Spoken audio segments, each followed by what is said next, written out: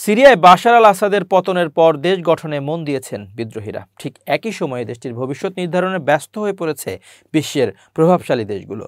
সিরিয়ায় নিজেদের দূত পাঠাচ্ছে তারা। দেশগুলোর আরেকটি লক্ষ্য বাশারের পতনে ভূমিকা রাখা, বিদ্রোহীদের সঙ্গে সম্পর্ক গড়ে তোলা। বিদ্রোহীদের অতর্কিত এক অভিযানের মুখে গত রোববার ক্ষমতাচ্যুত হন সিরিয়ার প্রেসিডেন্ট বাশার। এরপর মধ্যপ্রাচ্য সফরে গেছেন যুক্তরাষ্ট্রের পররাষ্ট্রমন্ত্রী অ্যান্টনি ব্লিংকেন। জর্ডানের বাদশাহ দ্বিতীয় আবদুল্লাহের সঙ্গে সাক্ষাৎ করে সিরিয়া ইস্যুতে কথা বলেছেন তিনি। শুক্রবার তুরস্কের প্রেসিডেন্ট রিসেপ তাইয়েপ এরদোয়ানের সঙ্গেও এ নিয়ে তার কথা হয়েছে।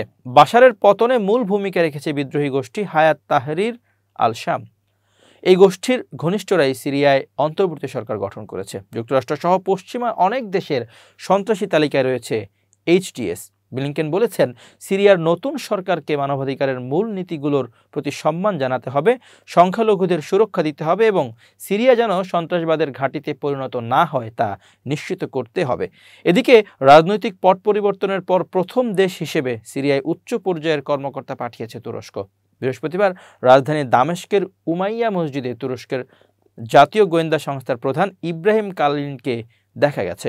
এই মসজিদেই বাদশাহের পতনের দিন ভাষণ দিয়েছিলেন এইচটিএস নেতা আবু মোহাম্মদ আল জুলানি।